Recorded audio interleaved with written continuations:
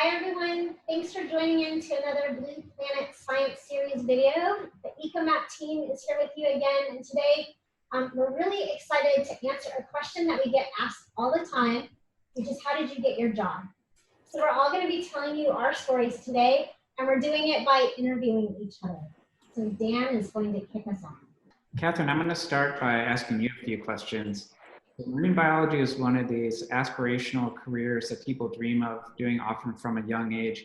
I'm wondering, at what point did you know that this is what you wanted to do? And did you have opportunities to advance those interests in high school? And then in college, what did you study to set yourself up for what you're doing now? Yep, so in college, I got a degree in biology from the College of the Holy Cross, and it gave me a really solid foundation to build upon. As an undergrad, I worked on whale watching boats in Massachusetts as a naturalist, and I also interned and volunteered at the New England Aquarium's Rescue and Rehabilitation Department. So even though I didn't get a degree in marine biology, I was able to balance my biology degree with real-world experience in areas that I was interested in. So you've done hands-on work with rescue and rehabilitation of animals, and now you're in this more research role. Could you just tell us briefly your favorite aspects of each of those and just how you went from one to the other? Mm-hmm. Yeah, so I have over 6 years of experience rescuing, rehabilitating, and necropsying stranded marine mammals and sea turtles from my time at the New England Aquarium and also at the International Fund for Animal Welfare. And this allowed me to really see firsthand what animals face out in the wild, from different diseases to predation to human interaction.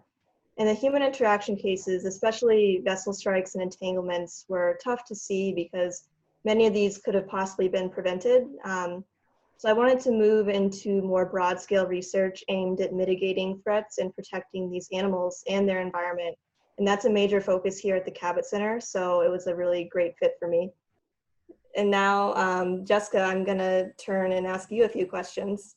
So your graduate research was very different. Can you tell us more about it? My graduate research was really different.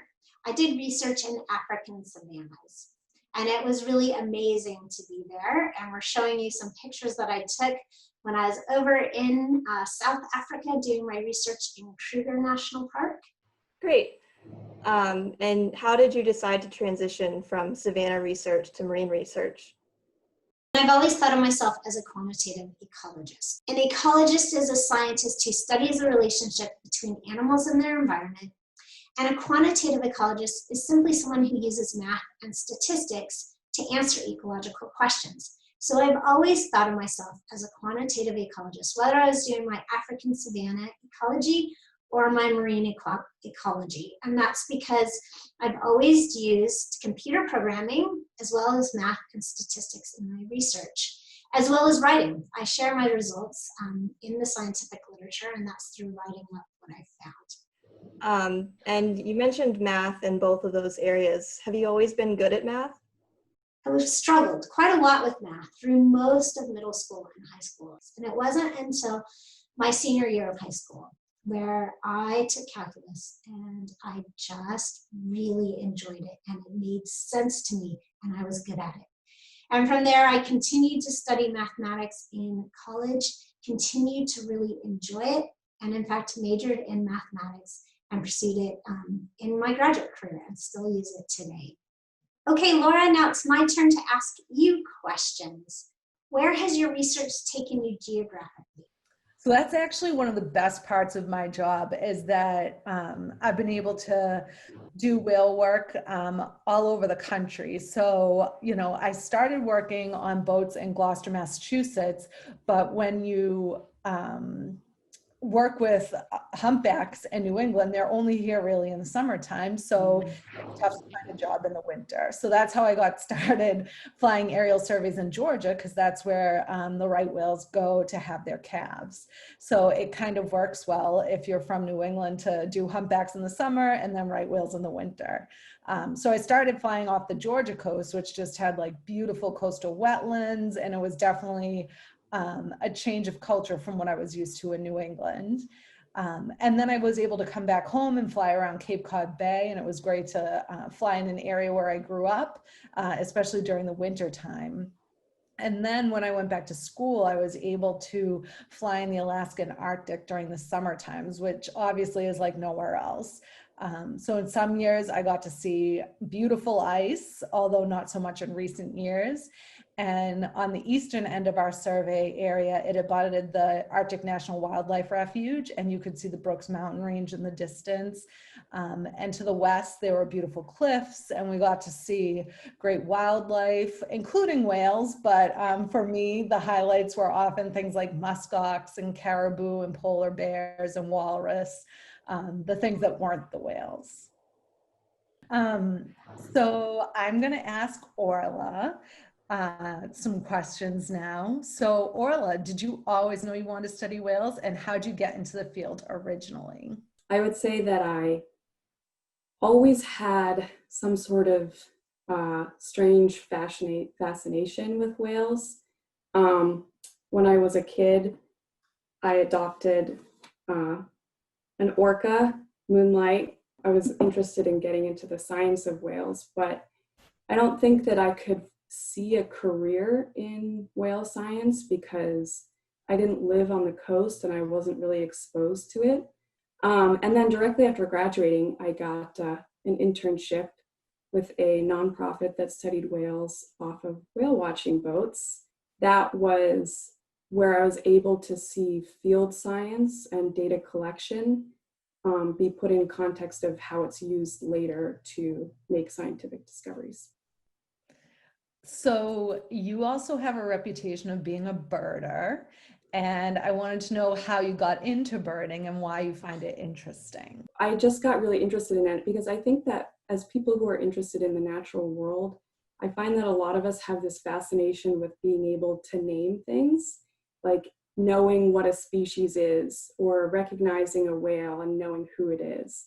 But actually what I really like about birding from a science perspective is it's really easy to put in context how animals are affected by their habitat. I'm gonna turn and ask Dan some questions. Since you were a math major like Jessica, I would be interested in if you could tell us a little bit about how that led you to marine biology. I met a graduate student who said, if you study math, you're going to be able to do anything after your undergraduate degree. And so I took that and I got my bachelor's in math. I was looking for a PhD advisor, and I met this guy who was working on right whales, which I'd never heard of because I grew up in the upper Midwest. Never even thought much about the ocean. And I told him, I don't know anything about whales. And he said, it doesn't matter. He said, you studied math for all these years. I'm sure you can figure it out. I think that's really interesting that you say that your advisor told you it doesn't matter that you don't know anything about whales. And I'm wondering if you can tell us how your perspective on your work changed once you did get out in the field and see a right whale. Oh, yeah, it changed a lot. So in the beginning of graduate school, I was fortunate enough to get on the boat with the New England Aquarium team in the Bay of Fundy. And I went up there every summer with them. It's almost an interpersonal, I guess I want to call it relationship, but that's not the right word, with the animals that you have when you're on a boat and you're 15 or 20 feet away from one versus looking at their locations on the computer. Great. Well, I'm going to let you wrap up with Brooke. So Brooke, you are really into this thing called GIS. And I wondered if you could just tell us a little bit about what that is and how you got into it. Sure. So GIS stands for Geographic Information Systems. And basically it's a computer system that allows you to look at data like on a map, so spatially, where are things happening? So it enables me and us to look at where things are happening and when they're happening.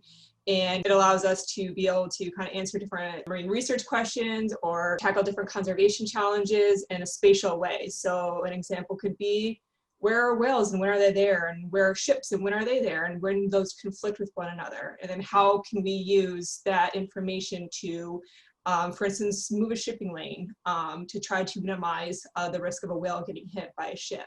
So that's just one example, but you can use GIS in many different ways in marine science, then also just any industry in any sector, the private sector, government, a lot of places use GIS. But I really like using GIS for science and for conservation.